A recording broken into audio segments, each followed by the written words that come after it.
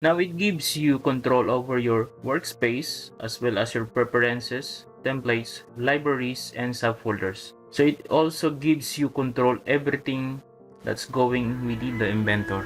Only one project file is being recommended by the Autodesk Inventor to be used. The reason you want to utilize a single project file is that Autodesk Vault is a fantastic data management tool. The Vault does not work well with one project file. It likes to handle all the linkages and modifying files itself. So we only used one project file whenever possible. So taking a look to my current default project file. Now for the single type user, we can observe here that is a single type of user.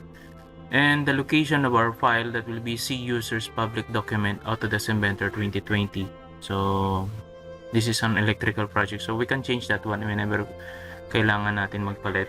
Then for the appearance library, so we have here so what type of material will be used, displays of that ang gamit natin doon sa mga parts. Then for our material libraries, we have also what type of the material that is being used, so we can modify on this one. Then we have your folders options, templates, design data, and processes. We can modify it here. So we have here or also options. So the one thing that we need to set dito sa ating option is the old versions to keep on save. So I'm going to edit this one and I'm going to set it 3. So whenever meron kayong ginagawa na so supposed to be that you forgot to have a backup, so this one will provide us additional copies ng ginagawa natin, then magkakaroon tayo ng backup nun. So the same also that we have sa that we in the AutoCAD.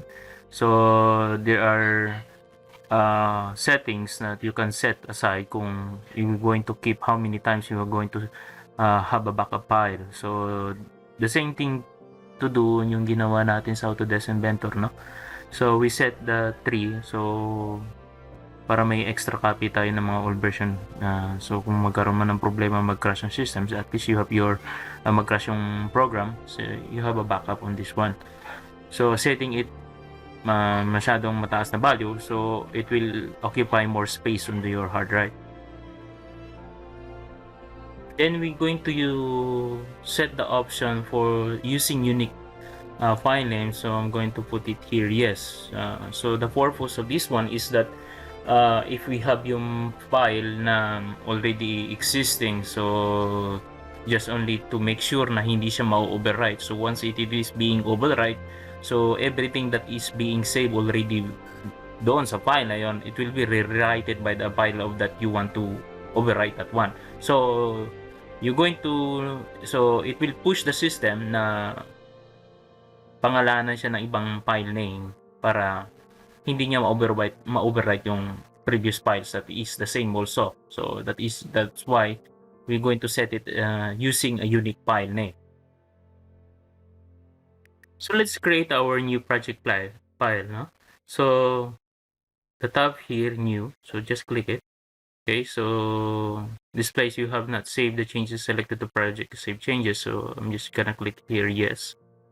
So what type of project are you creating? So new single user project or new bot? So I will be using mostly will be using a single user project. So I'm going to click this one next. Then the project name, so let's name this one as, so I'm gonna name this as a project A, so I'm gonna put this /A, no? Then you will notice here, so the project workspace folder that will be C users, Nikki, documents, Inventor, project name, that's A. So lahat ng ginawa natin will be going inside in this folder. I'm going to click here next.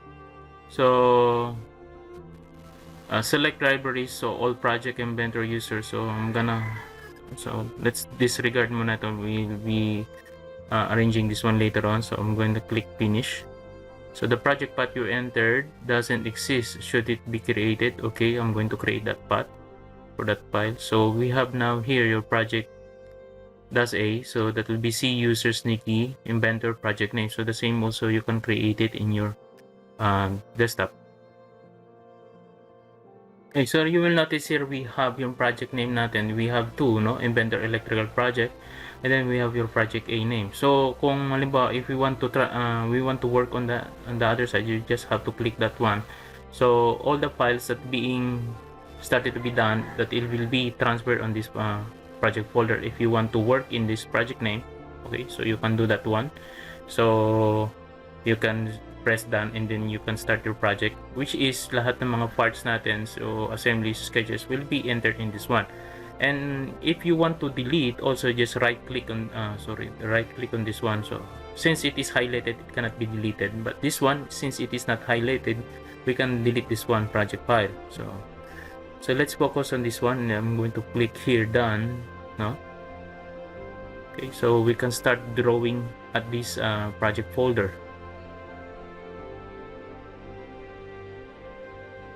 Okay, so we have we already created yung project file natin. Now we have here new, so this is part and this is assembly. So part, usually single part, no? So let's say spare parts, so that will be designated on the type of part. Now for assembly, so dito pumapasok yung gathering all the parts, so para kang nag-assemble doon sa computer. So later on makikita niyo rin yan, no? So just only giving you a quick overview.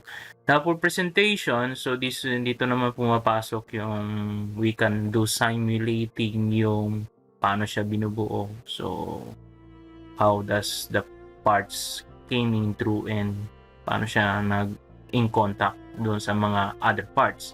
Now for the drawing naman, so this part is display yung technical drawing, so we can put it here. So dimensioning na usually na dapat nakikita sa A3 drawing, so dito pumapasok sa drawing. Now let's go to start our part, new part. Okay, I'm gonna click this one, so it will be loading.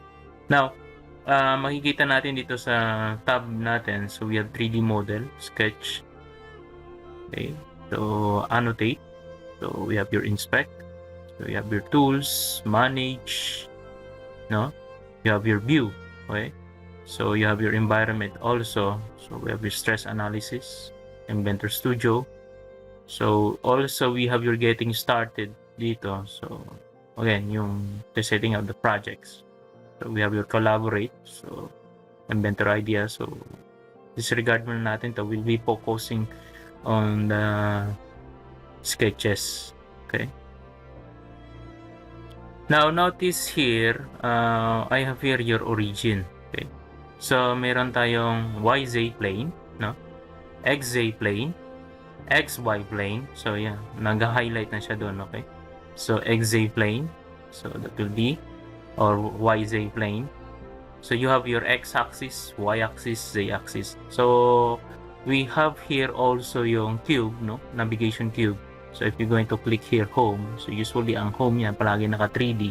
So we have here your top view, front, right, and kung gusto mo pang ikutin yan, pwede naman left, and then okay, then we just click the home tab, so we have here the home view. Now if we're going to click yung mga Z-plane na yan, so makikita nyo, so nakikita niya, it identifies din naman. Okay,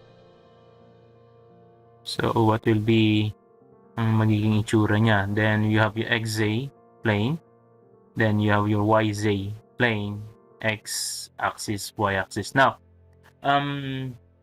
since usually ang ginagamit natin sa AutoCAD, this is your XY plane, so usually kahit naman doon sa ating mga subjects, no? So usually ang pinagbabasihan which is XZ plane. Okay, so looking at the plane, so makita natin dito we have your XY, no, is already on the flat plane. Okay? So that is already on the top view. Now to adjust this one, so from our applications here, so we have your view cube. So wait, Just gonna close this one. So I'm gonna go to top view. So we have your XY plane here. So let's go to applications, no? So from applications, you go to display, okay? So from display, so you go to view cube. So you have here, I'm gonna change this one into YZ. So that will be YZ positive X. And this one will be XY with a positive Z. Okay, so I'm going to click this one, click OK, then apply, close. Okay. So from here, you will notice we have your XY that is already in the top view. So previously that is on the side view. Now I have here, so that will be XYZ, and you have your YZ. So let's say that, so that there are XZ, and we have your YZ as on the top plane. Okay, so that's placed. Now here, so since I want to be, we can change this one, yung home natin. So you can change this one. I'm going to do a right click here. Okay, so right click here. So set the current view as a fixed or fit to view. Okay, so that will be the fit to view. Now you can also from your application, so our view cube, so we can show also the compass dito, no? You can apply that one, click OK. So you will have here your north, west, east, and south from your view cube. Now we can also rotate this one by using this orbit tool. So pwede nyo rotate yan. Okay, then you're going to click home para mag-return lang yun sa dati niyang position.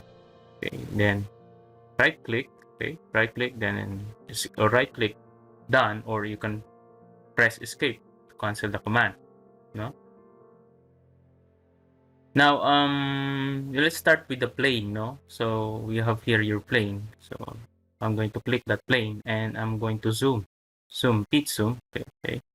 Then you have your X, Y, Z, and so on. So let's start with drawing the sketch, no? So I'm going to go to sketch. So 2D, we're going to start 2D sketch. So mapapansin nyo, when you click to the sketch, no, there is an instruction, no? So it will be, sabi dyan, creates 2D sketch on a planar for face or work plane on a part or a work plane on assembly. So 2D sketch places a sketch in icon browser. Use the commands in the sketch tab, create a curves for profile path. You can import the image files in spreadsheets and so on. Okay, so I'm going to start the 2D sketch.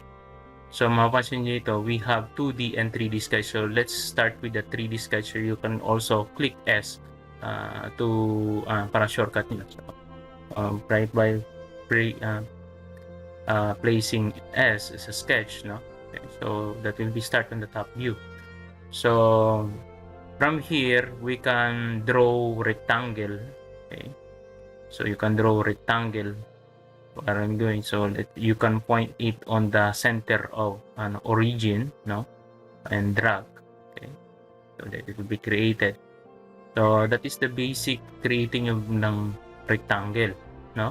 So mapapansin nyo, pull down menu, we have rectangle 3 point, rectangle 2 point, then rectangle 3 point center, and we have slot center to center, slot overall, slot center point, and 3 point arc and slot center point. So if you're going to click this one, okay, you can draw your rectangle here. So from here, okay, then you have your rectangle dito. So mapapansin nyo, this is the constraint. So later we'll talk about this one, constraint. What are the purpose of this constraint? Now I'm going to press escape to cancel yung command, or let's say cancel. So that will be, pwede nyo rin i-right click, no? Just press right click mouse, left click mouse button, then on the screen, so you can press cancel, no? Or shortcut. So mapapansin nyo, there is a close parenthesis, which means yung escape is the shortcut. So you can press escape as for the cancel of the command. Okay, so mapapansin nyo, we have now the sketch. Now, if I'm going to click finish, so makikita dyan, so we have yung sketch na na-draw natin, no? So, ito na yung itsura niya. So, you notice we can notice here by clicking and you can drag yung sizes ng sketch mo o ng rectangle mo. You can drag that one. So, this one, hindi natin ma-drag because it is already being constrained on sa axis if you going back. So, if we want to go back on that sketch, so just click this one. So, pansinin nyo, in here, in our model tab, we have the sketch, no? So, that is being drawn on the spot, on the top view, okay? So, constraint, yung makikita nyo, we have you show your constraint, this one. So, we can delete this constraint. When you delete this constraint, so pwede mo na siyang all this, pwede natin i-drag siya. Also this one, we need to delete the constraint for this one. Sorry. Now, by clicking, so left, just click right mouse button and drag on the screen.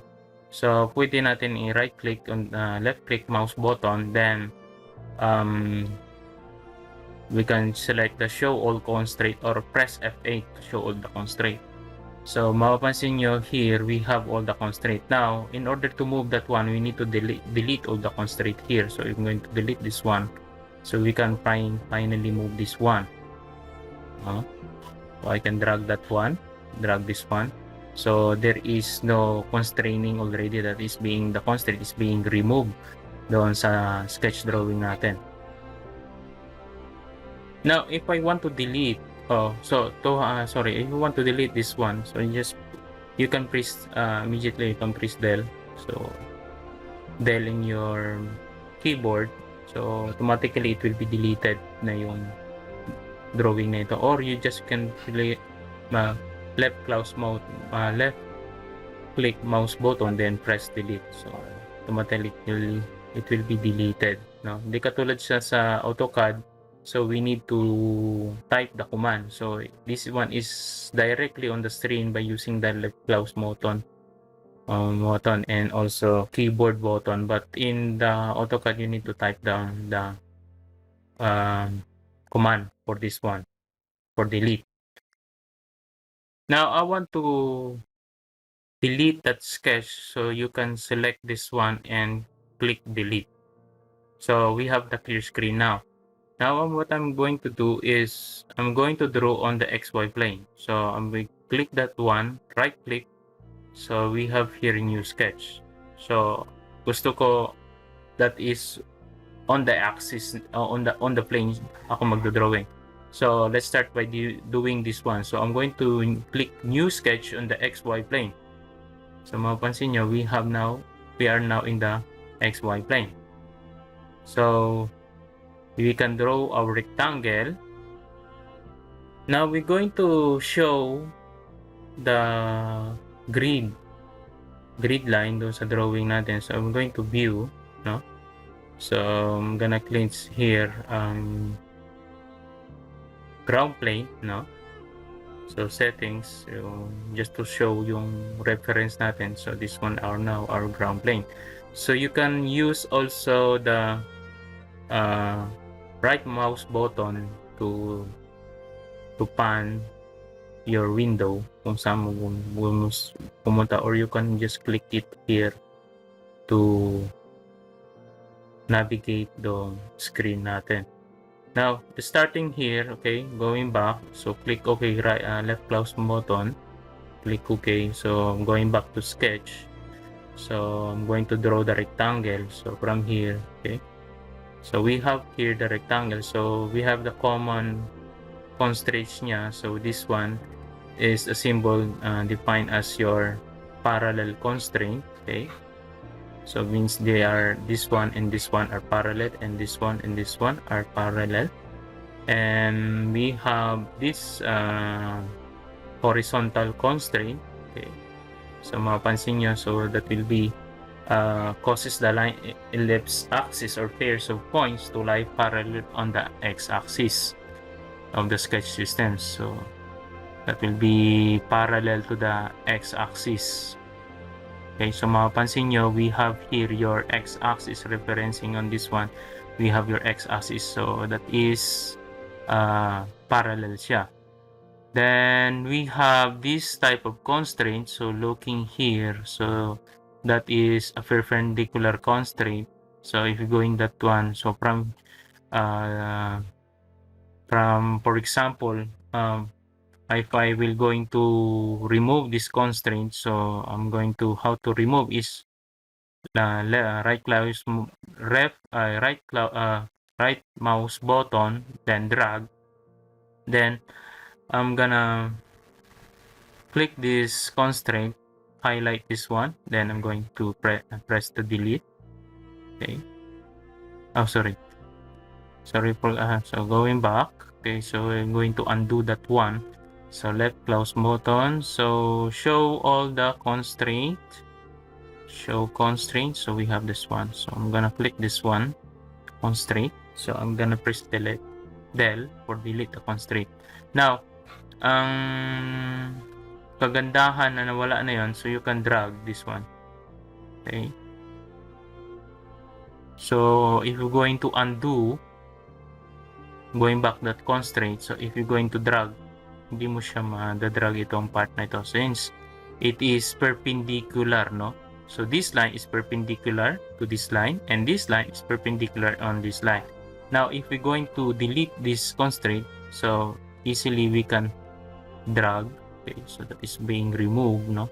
So going back there, going back.